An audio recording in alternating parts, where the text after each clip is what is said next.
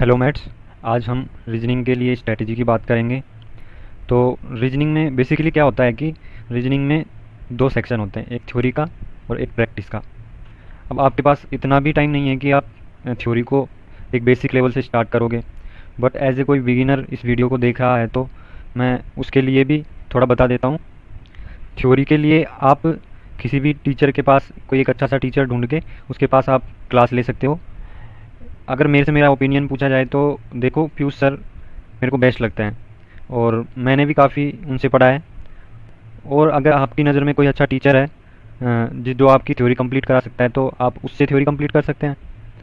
बाकी कुछ लोग होते हैं जो थ्योरी खुद से या फिर किसी बुक से कंप्लीट कर लेते हैं, बट मेरा ये मानना है कि रीजनिंग बहुत ही इजी सब्जेक्ट है जो कोई भी कर सकता है, कोई भी इसके क्वेश्चन सोल्व कर सकता है। मैटर ये नहीं करता कि क्वेश्चन आपसे होते हैं नहीं होते हैं, मैटर ये करता है कि आप उन क्वेश्चनों को कितने टाइम में कर रहे हो, आपकी अप्रोच क्या है उन क्वेश्चनों को करने में। और आई थिंक वही अप्रोच टीचर आपके अंदर डेवलप कर सकता है।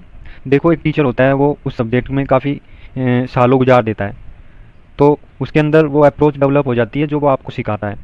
कि एक टीचर होता है ना, वो एक क्वेश्चन में जितना टाइम लग रहा है उसको कितना रिड्यूस कर सकता है, स्टूडेंट के लिए कितना ईजी बना सकता है। So you should go for a better option. और जो 23 के लिए, स्टेनो 23 के लिए कर रहे हैं, आई होप आपने थ्योरी तो कर ही ली होगी कंप्लीट।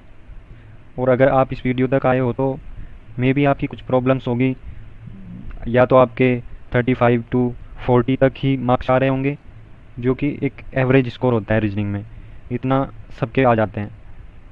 आपको बेटर होने के लिए इनको बढ़ाना होगा।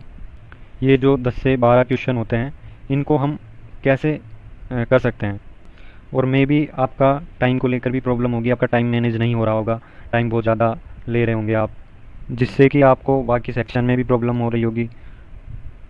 तो देखो, मैं आपको बताता हूँ।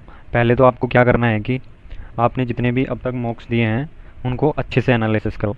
देखो कि हमारे कौन से टॉपिक में क्वेश्चन जो रह रहे हैं या फिर जो गलत हो रहे हैं वो कौन कौन से टॉपिक से हो रहे हैं। और जो एक कॉमन क्वेश्चन आ रहे हैं जो हर मॉक में हो रहे हैं या फिर हर मॉक में आपसे स्किप कर रहे हो, उन क्वेश्चनों को नोट करो। और मे भी आपके उनमें से ये होंगे नंबर सीरीज, मिसिंग नंबर वगैरह, एवरेज, रेशियो, और भी कुछ हो सकते हैं। सबकी अपनी अपनी वीकनेस होती है, तो उन सारों को आपको नोट करना है, जिससे आपको पता तो चले एटलीस्ट कि मेरी वीकनेस क्या है। तो जो आपने नोट किया है, फिर आपको करना क्या है कि आपको चैप्टर वाइज मॉक देना है। या तो आप ऑनलाइन दे सकते हो या ऑफलाइन दे सकते हो। और एक बात कंसिडर करना कि हमको न्यू वाले देने हैं। न्यू से मतलब हमको जो नया पैटर्न है उसके ऊपर बेस्ड क्वेश्चन ही निकालने हैं, पुराने करने से कोई फ़ायदा नहीं है। क्या होता है ना कि जब हम किसी टॉपिक के बार बार क्वेश्चन निकालते हैं तो हमारी एक थर्ड आइज खुल जाती है। Third eyes in the sense, हमको हमारे अंदर एक अप्रोच डेवलप हो जाती है कि हमको क्वेश्चन देखते ही पता लगने लगता है कि हाँ, इसका सॉल्यूशन क्या हो सकता है। तो वही मैं बताना चाह रहा हूँ कि आप इतना प्रैक्टिस करो उस टॉपिक को कि आपको एक ईजी वे में लगे वो क्वेश्चन। देखो, आप पूरा टेस्ट दो, पर बार बार उन क्वेश्चनों को करने से कोई फ़ायदा नहीं जो आपको ईजी वे में हो रहे हैं। किसी ने कहा है कि जब इंसान कुछ नया करता है जो उससे आता नहीं है, वो करने का ट्राई करता है, जब भी वो खुद को इम्प्रूव कर सकता है। और जो उसको आता है इजी वे में, उसको बार बार करने से कोई फ़ायदा नहीं है। तो पहले जितना हो सके, जो आपको जिस टॉपिक के क्वेश्चन नहीं आ रहे उन टॉपिक को ही ज़्यादा से ज़्यादा आप प्रैक्टिस करो। यार देखो, रीजनिंग का तो यही है, एक बार थ्योरी होने के बाद जितना आप प्रैक्टिस करोगे उतनी आपकी अच्छी होगी। कोई ऐसे कुछ भी नहीं होगा, आप कुछ और करोगे तो प्रैक्टिस ही एकमात्र सॉल्यूशन है। कोई शॉर्टकट या फिर कुछ ऐसा कुछ भी नहीं है। आप जितना प्रैक्टिस करोगे, एक बार जब आपको थ्योरी आ गई, मे भी किसी टॉपिक में आपकी थ्योरी आपको मतलब किसी टीचर से ठीक नहीं लग रहा तो आप किसी दूसरे टीचर से कर सकते हो वो टॉपिक। पर आपको मतलब जितना निकालना है उतना ही निकालो, जिससे आपका मतलब एक आपके अंदर एक अप्रोच डेवलप हो जाए, आप अच्छे से क्वेश्चनों को कर पाओ। आई होप आपकी काफ़ी हद तक इस वीडियो से हेल्प हुई होगी।